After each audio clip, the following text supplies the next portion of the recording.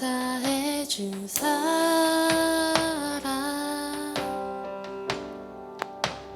십자가 그 큰 사랑 내 모든 죄와 수치 지셨네 놀라운 주 은혜 감사해 주고요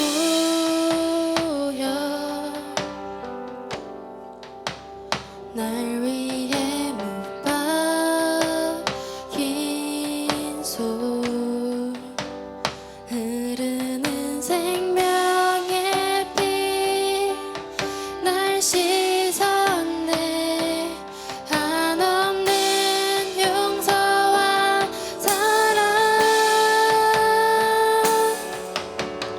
보좌에 계신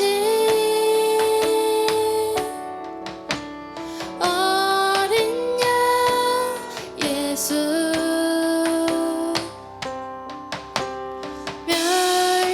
면류관을 드리세 승리의 통치자 높이 들리신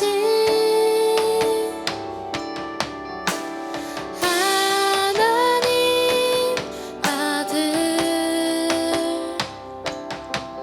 십자가 지신 어린 양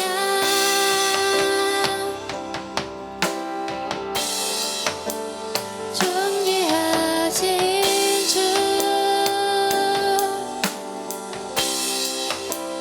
어린 양 예수 감사해 주 사랑 감사해 주 사랑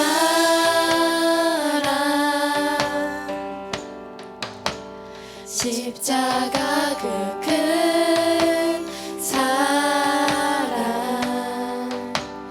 내 모든 죄와 수치 지셨네 놀라운 주 은혜 감사해 주 보혈 내게 못 박힌 손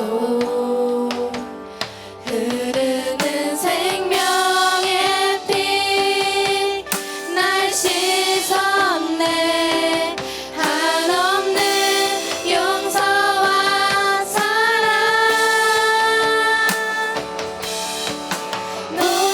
노자에 계신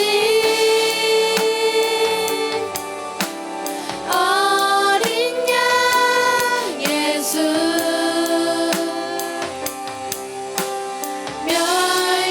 면류관을 드리세 승리의 통치자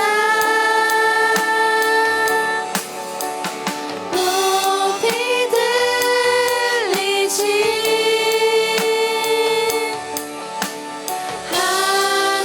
하나님 아들 십자가 지신 어린 양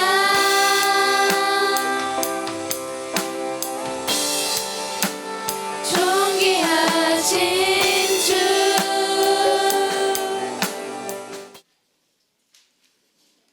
오늘 말씀을 전하려고 하는데요.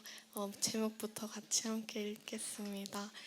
진리를 알고 영광 가운데 사십시오. 진리를 알지니 진리가 너희를 자유롭게 하리라. 여전히 많은 사람들이 그리스도 안에 있는 승리하고 형통하며 즐거운 삶을 이해하지 못한다는 것은 참 슬픈 일입니다. 그러나 우리를 위한 주 예수님의 속량 사역은 우리를 초자연적인 삶으로 인도했습니다. 그분의 고난은 우리를 영광의 삶으로 인도했습니다. 어떤 사람들은 그리스도 안에 그러한 유업이 있다는 사실조차 인식하지 못합니다. 그들은 다른 사람들도 모두 자신처럼 고통받고 있다고 생각합니다. 그렇지 않습니다. 우리 중에는 진리를 발견하여 그리스도 안에서 더 높은 삶을 살고 있는 사람들이 있습니다. 하나님께서는 호세아서 4장 6절에서 내 백성이 지식이 없으므로 망하는 도다라고 말씀하셨습니다. 성경은 말합니다. 의인은 그의 지식으로 말미암아 구원을 얻느니라. 이로써 우리도 듣던 날부터 너희를 위하여 기도하기를 그치지 아니하고 구하노니 너희로 하여금 모든 신령한 지혜와 총명의 하나님의 뜻을 아는 것으로 채우게 하시고 주께 합당하게 행하여 범사에 기쁘시게 하고 모든 선한 일에 열매를 맺게 하시며 하나님을 아는 것에서 자라게 하시고 저는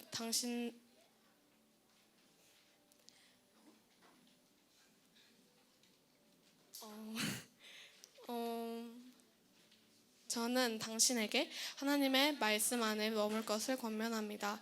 말씀 안에 사십시오. 이사야서 26장 3절은 말합니다. 주께서 심지가 견고한 자를 평강하고 평강하도록 지키시리니 이는 그가 주를 신뢰함이니이다.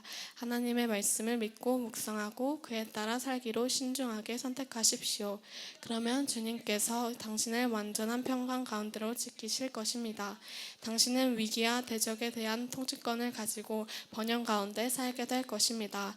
베드로후서 1장 2절은 하나님과 우리 주 예수님을 아는 지식을 통해 은혜와 평강이 당신의 삶에서 배가 될 것이라고 말합니다.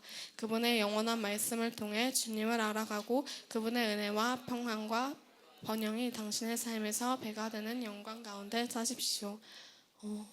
첫 번째로 가보면 두 번째, 어떤 사람들은 그리스도 안에서 그런 유업이 있다는 사실조차 인식하지 못합니다. 그들은 다른 사람들도 모두 자신처럼 고통받고 있다고 생각합니다. 그렇지 않습니다. 우리 중에는 진리를 발견하여 그리스도 안에서 더 높은 삶을 살고 있는 사람들이 있습니다. 이렇게 말하고 있습니다. 우리는 세상에서 세상 사람들과 달리 그리스도인으로서 하나님 안에서 진리가 있다는 것을 항상 인식하며 살아야 합니다. 그렇게 해야지 진리를 통해서 더 좋고 높은 삶을 살 수 있습니다. 이 말씀에서는 우리가 말씀 안에서 더 머물 것을 이야기하고 있습니다. 진리는 말씀 안에 있습니다. 요한복음 14장 6절에서는 예수님께서 이르시되 내가 곧 길이요 진리요 생명이니 나로 말미암지 않고는 아버지께로 올 자가 없느니라 이렇게 말하고 있습니다. 그렇습니다. 예수님만이 진리이시고 우리가 그 진리이신 예수님을 진리이신 예수님을 말씀을 통해 배울 수 있습니다. 우리는 그 진리를 묵상하고 삶을 살아갈 때 적용할 수 있습니다. 진리를 알고 끝나는 것이 아니라 주님이 주신 이 복음을 전하며 영광 안에서 살아야 합니다. 요한복음 3장 21절은 진리를 따르는 자는 빛으로 오나니 이는 이 행위가 하나님 안에서 행한 것임을 나타내려 함이니라고 말하고 있습니다. 우리는 말씀을 통해 진리를 알므로 삶에서 빛을 비추며 살아가는 하나님의 자녀들입니다. 우리는 진리이신 하나님을 이 세상에 나타낼 수 있습니다. 우리는 진리가 무엇인지 알기에 세상 것에 흔들리지 않고 삶을 살아갈 수 있는 통치권을 가지고 있습니다. 이 통치권을 가질 때 우리 삶은 평안해지고 받은 은혜가 배가 된다고 말하고 있습니다. 항상 말씀을 묵상하며 은혜를 주신 하나님께 감사하며 기뻐하며 영광 가운데 주님을 전파하는 하나님의 자녀들이 되시기를 축복합니다. 저희 기도 읽고 마치겠습니다. 사랑하는 아버지, 나는 지식을 통해 매일 승리의 삶을 살 수 있는 힘을 얻고 안식과 승리의 위력에서 가능할 수 있다는 것을 알기에 하나님의 말씀에 내 자신이 푹 잠기도록 선택합니다. 내 마음을 하나님의 말씀에 고정하고 풍성한 아버지의 은혜, 평안, 언영 가운데 삽니다. 승리하는 삶을 살도록 나를 부르신 주님 감사합니다. 아멘. 신명기 30장 19절부터 20절 말씀입니다. 같이 한번 읽을게요. 시작. 오늘 내가 하늘과 땅을 증인으로 삼아 너희 앞에 생명과 죽음, 복과 저주를 두니 생명을 선택해 너희와 너희 자손들이 살고 너희 하나님 여호와를 사랑하고 그분의 음성에 귀 기울이며 그분을 단단히 붙들라. 여호와는 너희 생명이시다. 그분께서 너희 조상 아브라함, 이삭, 야곱에게 주시겠다고 맹세하신 그 땅에서 살 것이다. 아멘. 그 땅에서 너희가 살 것이다. 우리 말씀 보는 것처럼 우리 앞에 뭐가 있다고요? 너희 하나님의 백성들 앞에 두 가지 선택 그 길이 있다라는 거죠. 생명과 죽음이 있고 복과 저주가 있다라고 하나님 분명히 말씀하셨어요. 그런데 그 가운데 우리가 해야 될 일이 뭡니까? 우리가 할 수 있는 게 뭘까요? 뭐라고 얘기하세요? 뭐예요? 선택. 하나님이 선택하라라고 얘기하고 있어요. 지금 선택하라. 너희 앞에 지금 이런 게 있는데 너희가 선택해라. 왜냐하면 하나님은 우리를 영적인 존재로 지으셨습니다. 영적인 존재라는 것은 하나님의 형상을 닮은 존재로 우리를 지으셨다라는 거예요. 하나님의 형상을 닮았다라는 의미는 우리가 하나님처럼 이 땅에서 살아가는데 그것은 하나님이 우리에게 하신 일들, 창조하고 만들고 다스리는 그 일들을 우리를 통해서 하시겠다라는 거예요. 우리가 그래서 이 땅에 존재하는 이유는 우리가 바로 하나님을 대신해서 선택하고 다스리고 창조하는 그 일들을 하는 것이죠. 그러니까 이 영적인 존재들은요, 하나님처럼 이 땅을 살아가는데 그들이 할 수 있는 일은 선택하는 것이라. 하나님은 우리를 기계적으로 만드지 않으셨어요. 기계처럼 너는 내가 하라는 대로만 해 하는 게 아니라 하나님은 우리에게 분명히 선택할 수 있는 자유 의지를 주셨고, 그래서 우리는 의지를 발동해서 그리고 선택하는 존재로 이 땅에 태어났다라는 것입니다. 이것이 바로 영적인 존재의 의미예요. 영적인 사람은 선택하게 되어 있어요. 그런데 여기서 우리가 주목해야 될 점이 있죠. 하나님께서 생명과 죽음, 복과 저주를 너희 앞에 두었다. 너희가 선택해라 했는데 하나님이 또 답까지 주셨어. 우리가 뭘 선택할 수 있을지를 알려주시는 거야. 그 다음 구절 나오잖아요. 하나님은 뭐라고요? 하나님 누구시라고요? 하나님은 여호와는 너희 생명이시다. 생명이시다라고 말씀하고 있어요. 그런데 마치 우리가 어떤 시험 문제, 우리 친구들 시험 끝났죠? 아직 시험 기간인 학교가 있나요? 네, 어쨌든 시험 볼 때 우리가 사지선다든 오지선다든 우리 선택을 해야 돼요. 그렇죠? 그 중에 하나 보기 중에 선택을 해야 되죠. 답을 찾아야 됩니다. 그런데 그 답을 찾을 때는 우리가 공부했다면 공부한 것을 찾아낼 수 있어요. 그렇죠? 정답을 알고 그 문제를 풀 수 있다라는 거죠. 정답이 보이는 거죠. 우리가 공부를 했다면 뭐가 맞은지, 뭐가 옳은지를 선택할 수 있어요. 마찬가지로 우리가 하나님을 알고 하나님이 누구신지를 안다면 답이 보이는 거예요. 내가 뭘 선택할지를 알 수 있는 거죠. 하나님이 우리에게 알려주신 거야. 이미 다 알려주신 거야. 이미 우리에게 보여주신 거예요. 너희가 선택할 수 있어. 내가 시험을 낼 건데 너희가 선택할 수 있어. 그런데 내가 생명이야. 이것을 다 알려주시고 선택하라고 얘기하시는 거죠. 결국 더 좋은 길로 우리가 갈 수 있도록 하나님이 우리에게 분명한 그 길을 보여주셨다면 우리는 그 길을 선택하면서 살아가는 것이 바로 영적인 존재의 특징입니다.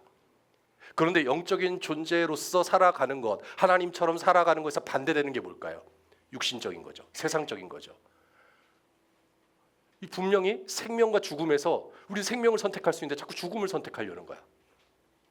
복과 저주가 있는데 복이 아니라 저주를 선택하려는 거야. 그런데 그런 사람들의 심리 상태를 잘 들여다보면 어떤 게 있을까요? 세상의 영향을 받는 거야. 자꾸 사람들이 말하는 데 끌려가는 거야. 사람들은 그렇지 않아. 자꾸 이야기하는 거죠. 야, 괜찮아. 사단 마귀가 아담과 하와를 유혹할 때도 그런 맥락이에요. 야, 괜찮아. 하나님이 그렇게 말했다고? 괜찮아. 오히려 더 좋은 게 있어 하면서 다른 걸로 선택하게 자꾸 유인하는 거예요. 잘못된 선택을 하게 만드는 거죠. 그런데 하나님은 분명히 우리에게 답을 알려주셨고 우리가 하나님처럼 바른 것을 선택할 수 있는 그 능력을 가지게 되었다면 우리는 그런 유혹도 물리치고 우리가 육신에 머무는 자가 아니라 우리는 사망에 머무는 자가 아니라 우리는 생명을 선택하는 자로서 마땅히 가야 할 길, 우리가 선택할 수 있는 그것들을 우리는 선택하는 것입니다. 이것이 영적인 진짜 중요한 원리입니다. 여러분이 앞으로 모든 일에 있어서 삶은 영적인 것이기 때문에 우리가 무엇을 선택하느냐가 굉장히 중요한, 여러분의 인생에 있어서 여러분의 그 삶의 모든 부르심의 과정에서 중요한 길목이 바로 여러분의 시기라는 거예요. 어떻게 보면 지금 이 자리에 서 있는 여러분은요, 이미 과거에 여러분이 선택한 것들의 결과입니다. 여러분이 선택했잖아요, 그렇죠? 여러분이 선택해서 여기까지 오게 된 거예요. 어느 학교를 가야 될지, 어느 교회를 가게 될지, 어느 부서를 가게 될지, 여러분이 다 선택한 결과가 바로 이 자리에 서 있는 바로 여러분의 모습이라는 거예요. 그러니까 앞으로도 미래는 여러분의 선택에 따라 달라질 거예요. 어떤 것을 선택하느냐. 그런데 중요한 것은 답은 이미 나와 있다. 우리는 그 답을 공부하면 된다. 올바른 선택을 할 수 있도록. 바로 우리가 이러한 선택을 위해서 우리는 하나님을 알고 그분이 원하시는 방향을 우리는 찾아야 되는데, 그것이 바로 부르심이라는 거예요. 목사님, 저는 앞으로 뭘 해야 될지 모르겠어요. 나의 부르심이 어디에 있는지 모르겠어요 하는 친구들 있다면 공부하십시오. 뭘 공부해요? 하나님을 알도록. 그분이 무엇이라고 말씀하시는지, 우리가 무엇을 선택할 수 있는지 공부하십시오. 찾아보십시오. 답이 다 나와 있어요. 찾아보면 분명히 길은 보입니다. 그런데 모른다라고 얘기하는 건 뭐예요? 찾아보지도 않고 공부해보지도 않고 난 몰라요. 목사님, 전 아무것도 모르겠어요. 저 부르심이 뭔지 모르겠어요. 근데 하나님은 그 삶의 지도를, 모든 내비게이션을 여러분에게 다 보여주셨어요. 그리고 이대로만 가면 돼. 내가 너희들에게 해준 것은 생명과 평안이야. 너희들 행복하길 원해. 이것이 바로 하나님 마음이고 하나님의 계획이라는 것이죠. 이것을 잘한 사람이 있습니다. 이 그림을 잘 따라간 사람이 있어요. 그 모세인데 히브리서 11장 24절 말씀 보십시오. 같이 한번 읽어볼게요. 시작. 믿음으로 모세는 다 자란 후에 바로의 딸의 아들이라 불리는 것을 거부했습니다. 그는 잠시 죄의 쾌락을 즐기는 것보다 오히려 하나님의 백성과 함께 고난받기를 더 좋아했습니다. 그는 그리스도를 위해 당하는 수모를 이집트의 보화보다 더 가치 있는 것으로 여겼습니다. 이는 그가 상을 바라보았기 때문입니다. 믿음으로 모세는 왕의 진노를 두려워하지 않고 이집트를 떠났습니다. 그는 보이지 않는 분을 보는 것 같이 여기고 인내했습니다. 아멘. 믿음으로 모세는 바로를 떠났어요. 원래 모세는 유대인이었지만, 히브리인이었지만, 그는 정말 은혜로 정말 죽음을 당할 수 있는 그 환경 속에서 하나님께서 그를 살려주시고 그가 건져냄을 받아서 바로의 궁전에 들어갈 수 있었어요. 바로의 딸의 자식이 되어서 이제는 바로의 손에서 자라나는 이집트의 왕자로 살아갈 수 있었다라는 거죠.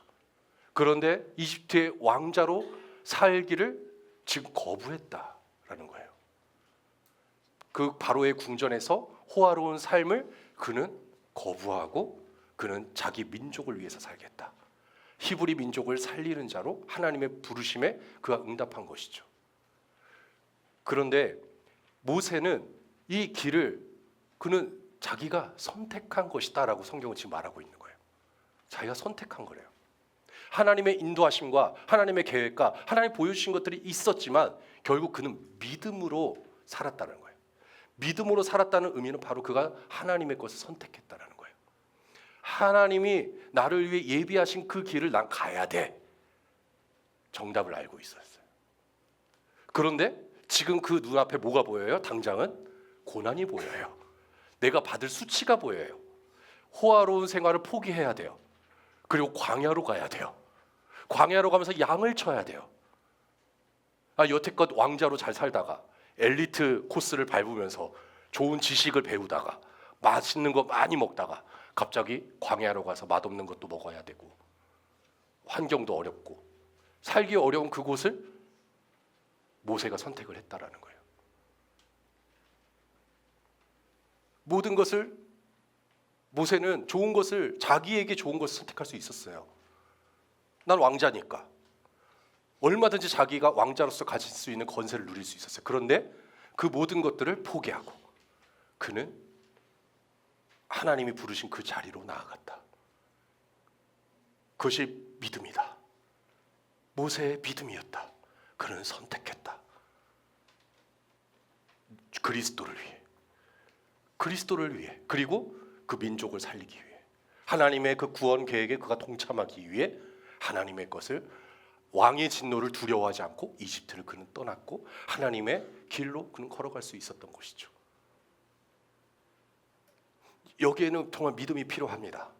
우리가 좋은 선택을 하려면 반드시 있어야 될 것이던 믿음으로 보는 거예요. 우리가 믿음으로 바라보고 우리는 지금 눈앞에 있는 현상에 내 마음이 끌리기보다 사람들의 눈치를 보기보다 내가 세상에 원하는 그것을 하려고 하기보다 하나님의 그 좋은 것들을 내가 미리 바라보고 지금 당장 어렵더라도 지금 조금 힘들더라도 나는 하나님이 보여주신 그 길로만 걸어가겠어. 이것이 바로 모세의 선택이었다는 거예요. 그래서 모세는 위대한 지도자가 되죠. 이스라엘을 구원하고 그리고 광야 기간을 거치면서 가나안까지 그 전진하는 그 놀라운 군대를 이끌고 나가는 리더가 될 수 있었던 거죠. 여기서 우리가 또 멈추지 않고 모세 다음에 어떤 지도자가 있었냐? 여호수아가 있었어요. 여호수아는 모세의 오른팔이었어요. 모세의 후계자였어요. 근데 여호수아가 처음 모세가 죽고 나서 광야에서 모세가 죽고 나자 40년의 그 방황 기간을 끝내고 이제 가나안 땅으로 들어가는 그 길목에서 여호수아가 지도자가 됩니다. 그 지도자가 되었을 때 여호수아가 들었던 그 말씀, 하나님께로부터 받은 말씀이 무엇이냐? 여호수아 1장 말씀 볼게요. 같이 한번 읽어보겠습니다. 시작. 오직 마음을 강하게 먹고 큰 용기를 내어라. 내 종 모세가 내게 준 율법을 다 지켜라. 그것에서 돌이켜 좌우로 치우치지 마라. 그러면 내가 어디를 가든지 잘 될 것이다.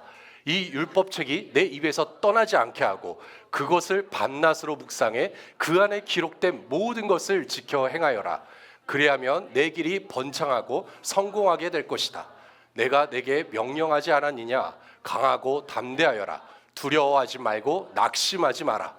내가 어디를 가든 여호와 내 하나님이 너와 함께 할 것이다. 아멘. 여호수아도 선택할 수 있었어요. 어떻게 해서 무슨 선택을요? 내가 왜 모세와 같은 그 일들을 모세가 겪은 그 일들을 다 봤거든요. 그게 얼마나 힘든 일인지 알고 있었어요. 그게 얼마나 부담스러운 일인지 알고 있었어요. 이 말 안 듣는 이스라엘 백성들을 데리고 어떻게 또 우리가 들어가야 되지? 그런데 하나님이 방법을 알려주시는 거예요. 하나님이 그 길을 어떻게 네가 지켜야 될지, 네가 어떤 책임을 지켜야 될지 그 부분에 있어서 하나님이 지금 1장에 처음부터 알려주시는 거예요. 여호수아는 여기서 힘을 얻습니다. 여호수아는 그래, 하나님께서 알려주신 대로 가자. 하나님의 말씀이 이미 다 나와 있어. 정답이 나와 있어. 나는 그대로만 하면 되는 거야. 나는 단지 내가 해야 될 일이 뭡니까? 떠나지 않는 것. 하나님이 나와 함께 하심을 알고 내가 하나님 말씀에서 떠나지 않을 거야. 그게 그의 선택이었어요. 그의 선택이었어. 네, 소리가 계속 울리네요. 그의 선택이 그가 리더로서 지도자로서 가야 하는 그 방향을 결정하게 됩니다. 어떤 지도자로 살 것인가? 가나안에는 지금 엄청난 거인 같은 족속들이 있어요. 그 부요한 땅에는 많은 민족들이 있었어요. 그런데 하나님이 그 가나안 땅을 정복하라고 하세요. 그런데 어떤 활과 창과 병거와 무기를 가지라고 말씀하지 않고 너는 말씀을 지켜 행하라. 내가 너와 함께 할 것이다. 이 말씀만 하세요. 여호수아가 그대로 행했습니다. 그대로 선택하고 스스로 그 일들을 이루어 갔어요. 하나님이 해주세요 하지 않았어요. 그는 싸웠어요. 여리고성에 들어가서 싸웠고 아이성에 들어가서 싸웠고 그는 하나님이 나와 함께 하심을 믿고 전진했습니다. 믿음으로 선택하며 달려갔어요. 그 결과가 어떻게 나타났습니까? 물론 이스라엘 백성들이 가나안 땅에 들어갈 수 있었죠. 그 땅을 정복할 수 있었죠. 주변에 있는 모든 강대국들이 이스라엘 얘기만 들으면 벌벌 떨기 시작했어요. 왜? 계속 하나님께서 전쟁에 승리하게 하시니까. 그런데 더 놀라운 일이 일어났어요. 여호수아 24장 말씀에 여호수아서가 그 마지막 1장에서도 하나님의 말씀대로 지켜 행하라 했는데 24장에 이런 말씀이 나와요. 같이 한번 읽겠습니다. 시작. 그러므로 이제 너희는 여호와를 경외하고 성실하고 진실하게 그분을 섬기라.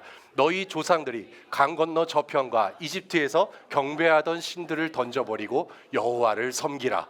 그러나 만약 너희 마음에 여호와를 섬기는 일이 내키지 않으면 그때는 너희 스스로 누구를 섬길 것인지, 너희 조상들이 강 건너에서 섬겼던 신들이든 지금 너희가 살고 있는 이 땅에 아모리 사람의 신들이든 오늘 선택하라.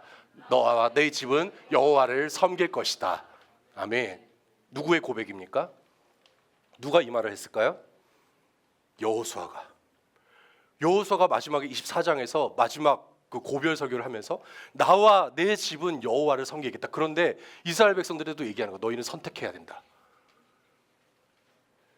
너희가 가나안 땅에 들어오기 이전에 봤던 그 너희 조상들이 그 40년 동안 원망하고 불평하면서 그렇게 멸망당할 수 없게 밖에 만들었던 그 신들을 너희가 섬길 것인가? 아니면 이제는 너희가 강 건너 와서 이제 가나안 땅을 다스렸는데 근데 그 땅에서 또 만난 또 다른 신들, 우상들, 그 민족들이 섬기던 그 신들을 너희들이 섬길 것인지,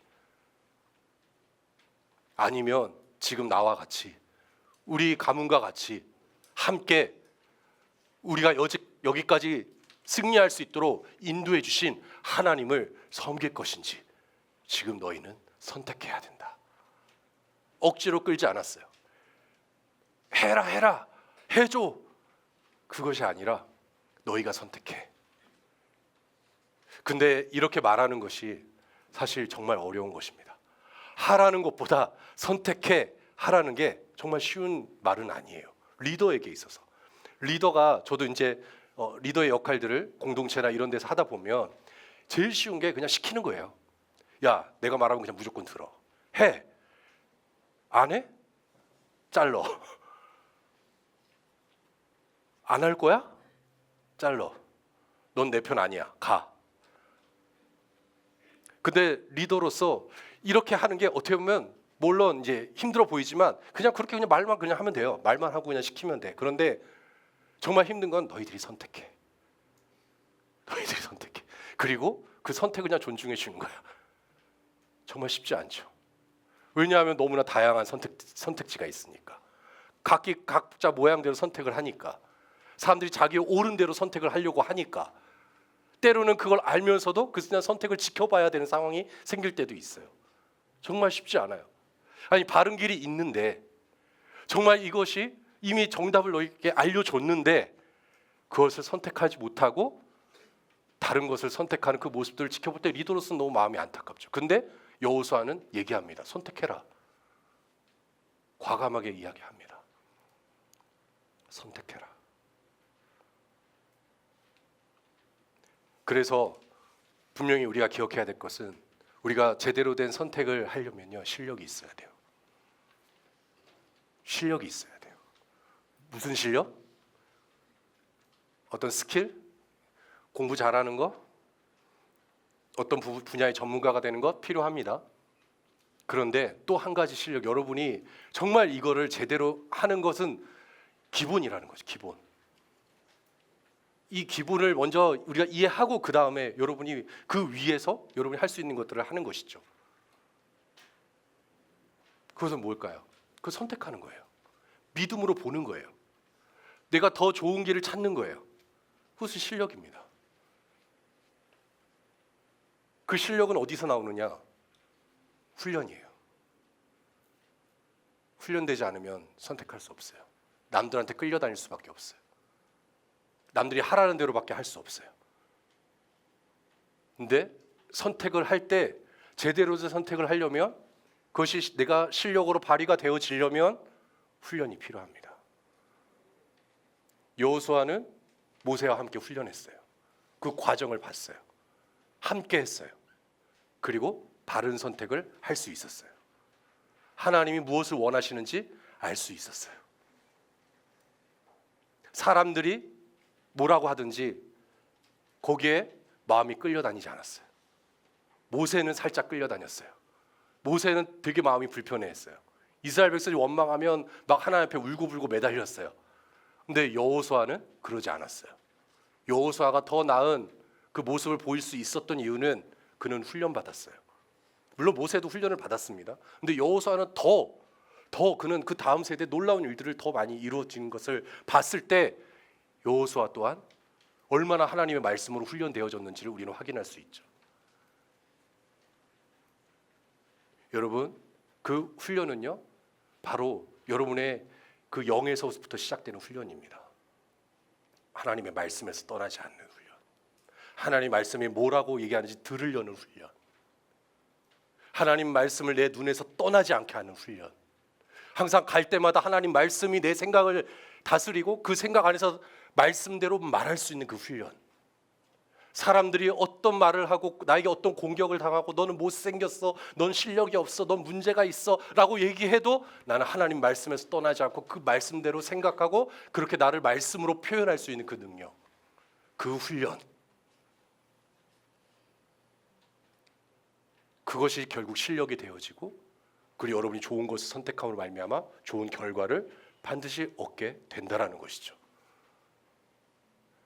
다시 한번 말씀드리지만 지금 여러분의 모습은 과거의 선택의 그 결과물입니다. 앞으로 여러분의 미래는 지금 여러분의 선택에 따라 달라질 것입니다. 여러분이 지금 하나님만 예배하기로 하고 내가 다른 신들을 섬기지 않고 내가 하나님을 따르기로 하고 나의 삶의 인도자가 되시고 내 삶의 구원자가 되시고 나의 삶의 주인 되신 예수 그리스도 그분을 내가 온전히 바라보고 내가 그분과 함께하는 제자로서 하나님의 자녀로서 살아가기로 선택을 했다면 여러분의 미래는 하나님이 예비하신 그 길 가운데 오늘 말씀처럼 번창하고 성공할 것이다. 너가 그런 삶을 사는 것이 너무나 당연하게 여겨질 것이다. 사람들이 뭐라 해도 너는 흔들리지 않을 것이다. 불안이 없어요. 미래에 대한 불안이 없어요. 내가 뭘 할 수 있지에 대한 불안이 없어요. 왜? 하나님이 나와 함께 하시니까. 여러분이 이 말씀에서 물러나지 않고 계속 그 말씀을 따라 한 걸음 한 걸음 내딛는 그 과정을 지금도 경험하고 계시는 거죠. 그래서 저는 우리가 이 시간 공동체가 함께 드리는 예배가 너무나 중요하다고 생각을 하고요. 셀 모임이 굉장히 중요합니다. 자, 다시 한번 얘기할게요. 지금 못 알아듣는 친구들이 있어. 예배가 너무 중요해요. 이 공동체가 함께 드리는 이 예배가 너무 중요하고요. 그 다음에 여러분이 함께 모이는 이 셀 모임이 너무 중요해요. 왜? 그 자리가 여러분 지금 선택을 훈련하는 자리거든. 자, 보세요. 지금 목사님 막 보고 있어요. 어떤 친구는 어떤 선택을 하냐면 예배 드릴 때 자꾸 핸드폰 하고 싶은 거야. 끄집어 보고 싶은 거야. 궁금한 거야. 결국 선택하는 거야. 핸드폰을 난 선택해. 하면 그 친구는 이제 난 예배할 수 없어가 되는 거야. 자꾸 거기에 매몰돼서 자꾸 거기에 끌려다니는 거야. 내 생각이 거기에 고정되어 있는 거야.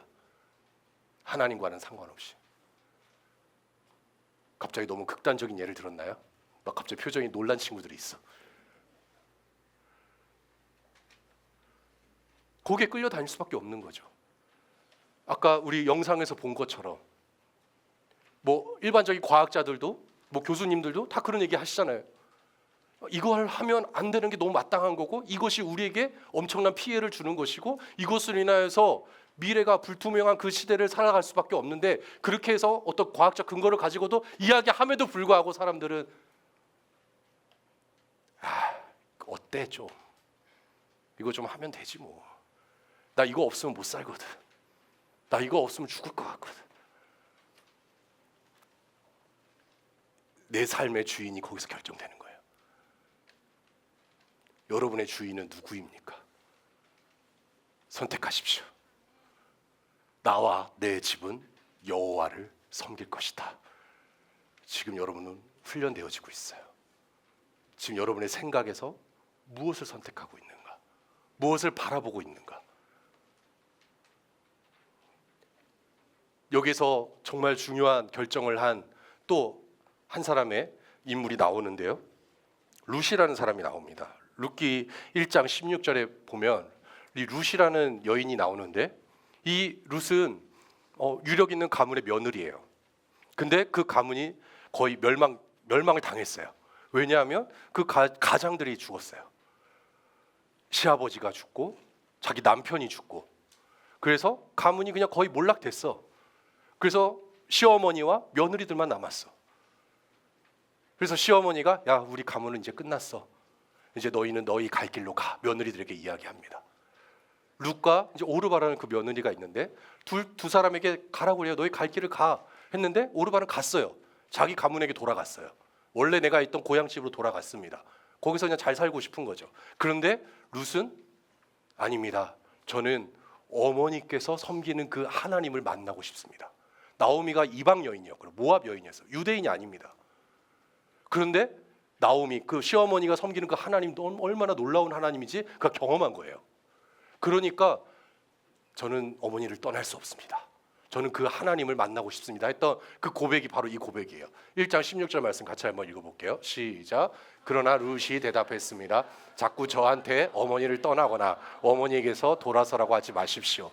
어머니가 가시는 곳이면 저도 갈 것이고 어머니가 머무는 곳이면 저도 머물 것입니다. 어머니의 민족이 제 민족이며 어머니의 하나님이 제 하나님이십니다. 아멘.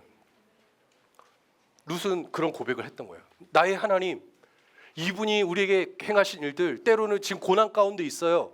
시아버지도 죽고 남편도 죽었는데 그 고난 가운데 있는데도 불구하고 나오미가 그 하나님을 떠나지 않고 하나님을 진실되게 섬기는 그 모습을 보면서 룻 또한 나도 어머니와 같이 하나님을 섬기는 그 자리에 있겠습니다. 포기하지 않는 거예요. 얼마든지 자기 고향으로 돌아가서 평안한 삶을 살 수 있었어요. 그러나 룻은 나오미를 떠나지 않았어요. 자기의 리더가 누구인지 선택했습니다. 나는 이게 맞다라고 생각을 합니다. 선택했어요. 어머니를 선택했고 어머니의 하나님을 선택했어요. 그럴 때 그 결과가 어땠습니까? 룻은 결국 보아스라는 새로운 남편을 만나죠. 보아스는 위력 있는 가문의 지주였어요. 땅을 갖고 있는 사람이었어요. 그런데 여기서 그치지 않죠. 그 보아스를 만나는 것에서 그치는 것이 아니라 그를 통해서 이 부부를 통해서 누가 탄생합니까? 누가 탄생해요? 오벳. 또 오벳을 통해서 누가 탄생해요? 이세. 이세를 통해서 누가 탄생해요? 다윗. 다윗의 조상이 되었어요. 다윗 왕가가 됐어요.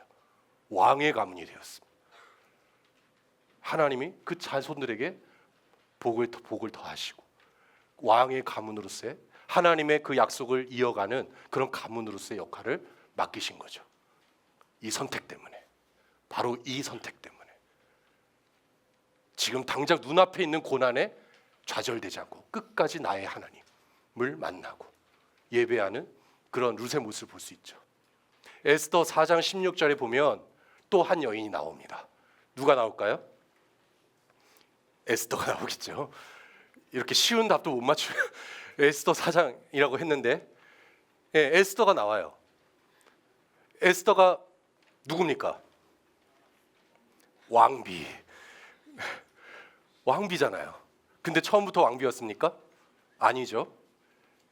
당시 우리 바사왕, 모든 유럽과 아시아와 아프리카를 지배하던 바사왕 그 아에수에로 그 왕 시대에 아에수에로 왕이 이 와스디라는 왕비가 자기 말을 듣지 않으니까 폐위시켜버리고 새로운 왕비를 뽑으려고 했어요. 그래서 후궁들을 많이 이제 거느렸는데 그 후궁 중에 한 명이 바로 에스더였는데 에스더가 유난히 아름답고 돋보이고 지혜로운 거예요. 그래서 에스더를 왕비로 간택을 한 거죠. 그런데 그 에스더는 민족이 어디 민족입니까? 유대였어요. 히브리 민족이었어요. 이것을 그의 아버지처럼 생각하는, 진짜 아버지는 아니지만 양아버지로서, 그리고 자신의 사촌 오빠인 모르드게가 숨기라고 이야기를 해줍니다. 유대라는 사실을, 유대 민족이라는 사실을 숨겨라. 그리고 왕비가 되었을 때 우리를 기억해라. 그래서 유대 민족이 이 아하수르의 왕 시절에 위기를 겪습니다. 아하수르 왕의 측근이고 신하였던 하만이라는 신하가 유대 민족을 말살시키려고 해요. 그래서 멸망시키려고 한 그 위기 순간에 모르드게 또한 그 에스더의 오빠이자 양아버지와 같은 그 모르드게 또한 하만이 죽이려고 하니까 결국 모르드게가 이야기합니다. 에스더 선택해라. 이제 네가 어떤 선택을 할 거냐. 네가 지금 왕비가 되었어. 그냥 우리를 놔둘 것이냐. 그냥 우리를 놔두면 지금 너도 어떻게 보면 위험에 빠질 수 있어. 그런데 지금 에스더가 당장 이 문제를 가지고 아하수에로 왕 앞에 설 때도 문제가 생겨. 무슨 문제입니까? 당시 시대적으로 봤을 때 왕 앞에 서는 것은 굉장히 어려운 거였어요. 왕이 부르지도 않았는데 왕 만납시다 하면은 사형감이었어요. 왕이 불러야지만 올 수 있었어요. 그런데 왕이 부르지도 않는데 에스더가 가겠다라는 거예요. 내가 이 문제를 가지고 하만이 지금 우리 민족에게 행하는 그 악행을 가지고 내가 왕 앞에 가겠습니다. 그러면서 뭐라고 얘기합니까?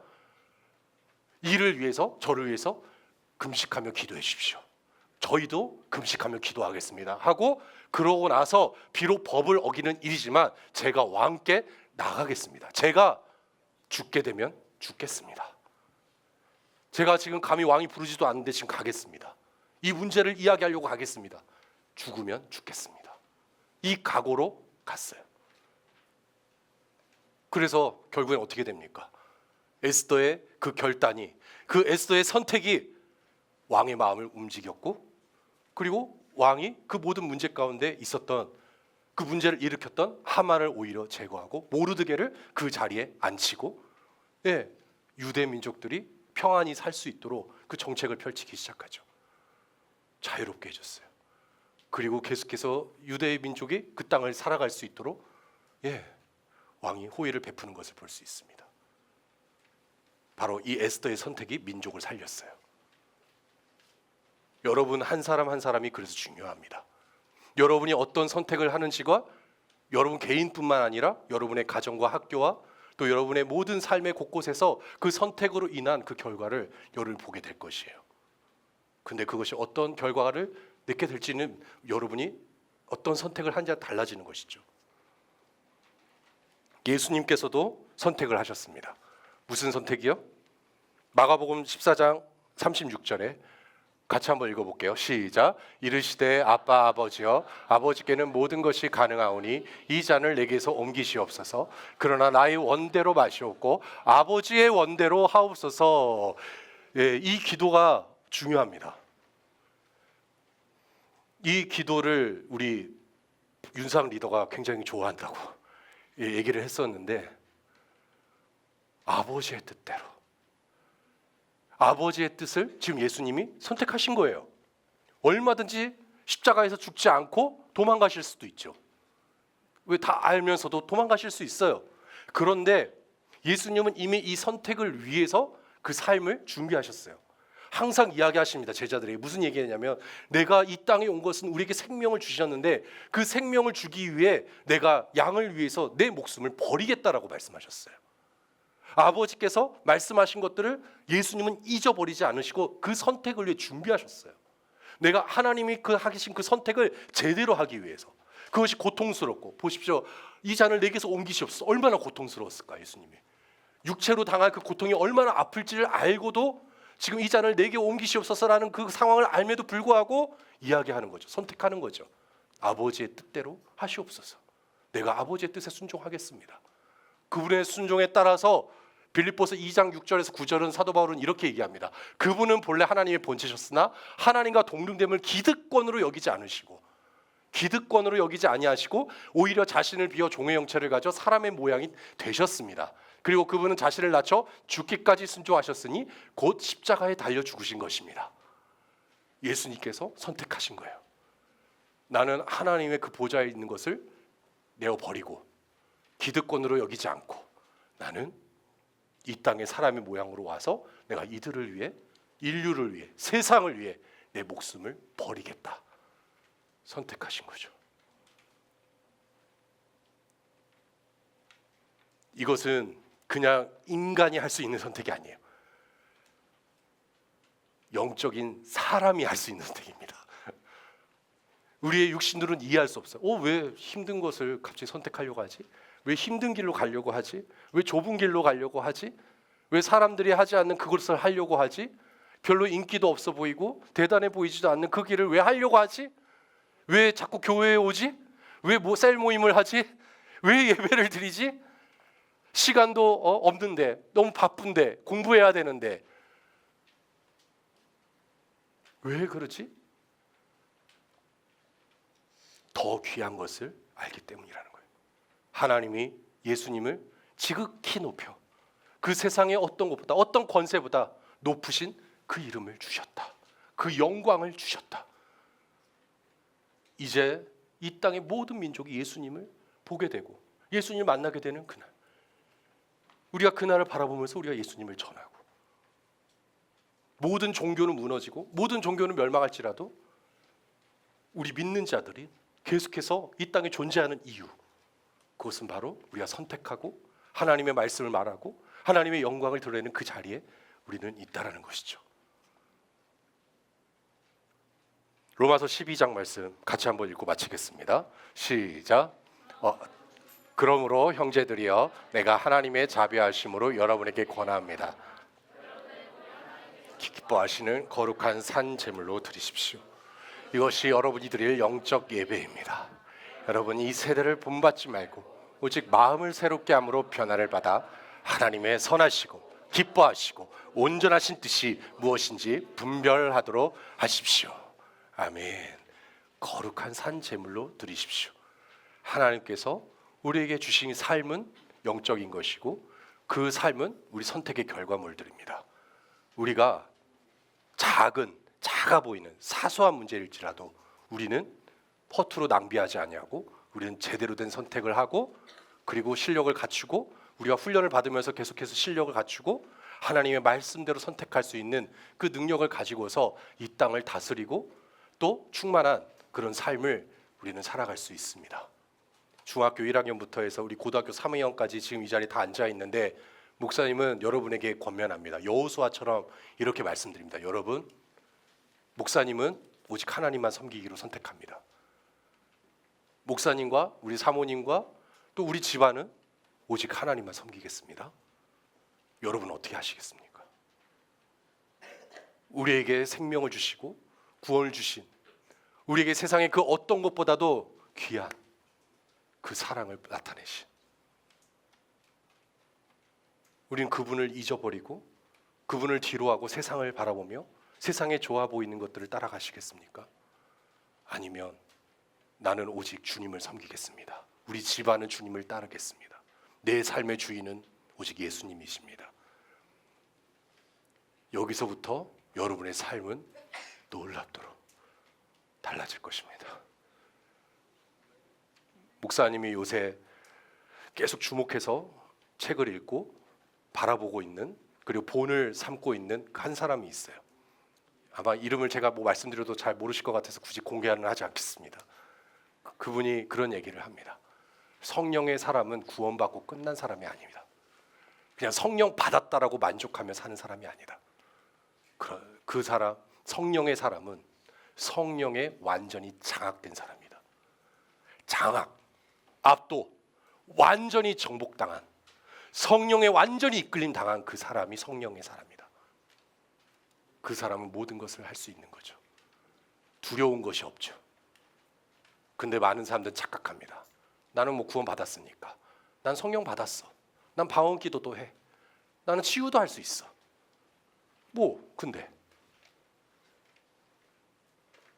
그런데 그것을 성령의 사람이라고 하지 않는데요. 진짜 성령의 사람은 겸손하고 하나님께 내 삶을 내어드리고 얼마든지 사람들을 위해서, 사람들을 살리기 위해서 내 삶을 하나님을 위해 드릴 수 있는 그 한 사람, 이 성령에 장악된 사람, 완전히 성령에 이끌림 받은 사람. 이번에 목사님 캠프를 준비하는데, 캠프를 준비하면서 이런저런 얘기들이 들려옵니다. 목사님, 이번 캠프는 재미없대요.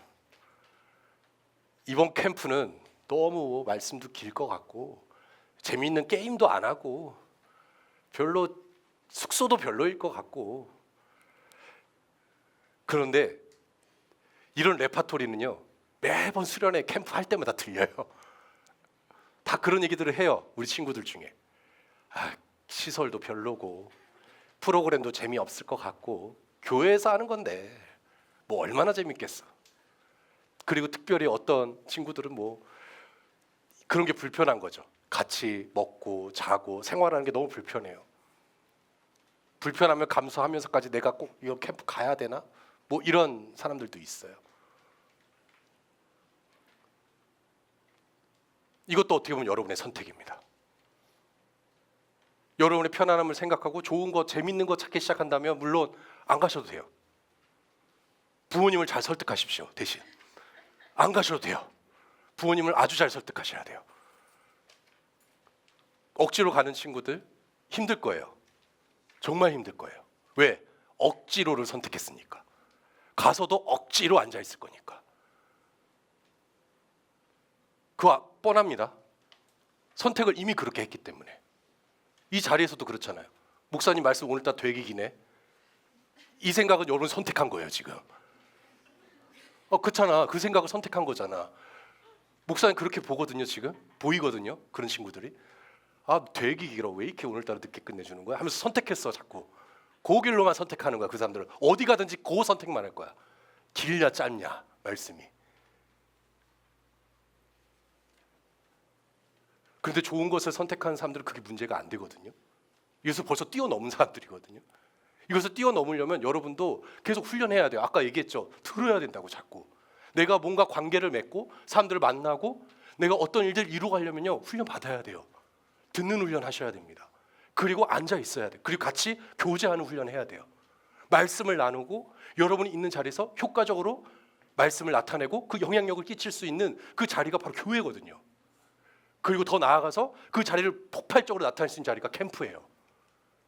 캠프 가면 여러분의 에너지를 마음껏 표현할 수 있어요.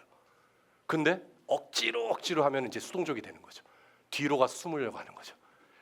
핸드폰 빨리 주세요. 핸드폰. 지난번 캠프 때도 자꾸 핸드폰 주세요. 핸드폰 찾아 막 여전히. 핸드폰 없으면 못 살 것 같아.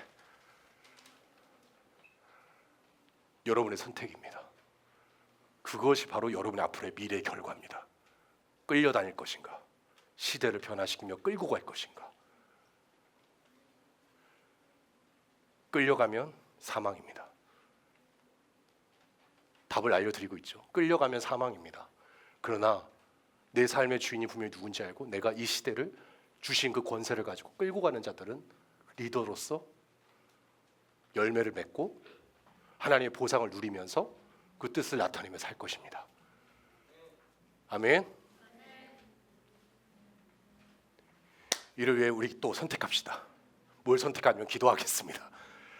이 시간 정말 선택하십시오. 여러분이 기도 가운데 이거는 그냥 기도가 아니라요. 선택하는 자리가 될 것입니다. 뭘 선택하냐? 여전히 걱정하고 불안감이 있고 답답하고 힘든 것을 선택할 것인가? 내가 하나님의 말씀 안에서 생명을 택하고 복을 택하고 하나님의 말씀의 그 길대로 걸어가는 그 부르심을 내가 지금 선택할 것인가? 지금은 기도하라고 하지 않겠습니다. 기도가 아니라 선택하십시오. 눈을 감으세요. 하나님께 우리가 집중하면서 하나님, 내가 무엇을 선택해야 될까요? 내가 어느 길로 가야 될까요? 오늘 우리가 말씀을 들은 것들 좋습니다. 제가 여러분에게 어떤 이야기를 했든지 간에 결국 여러분이 선택하는 거예요. 힘든 것을 선택할 건지 내 생각에 빠져서 나는 할 수 없어를 선택할 것인지. 여러분 이 시간에 소리내서 기도하지 않아도 되고 뭘 하라고 하지 않겠습니다. 선택하십시오. 하나님, 나는 이것을 선택하겠습니다. 나는 올바른 것을 선택하겠습니다. 나는 이 일을 선택하겠습니다.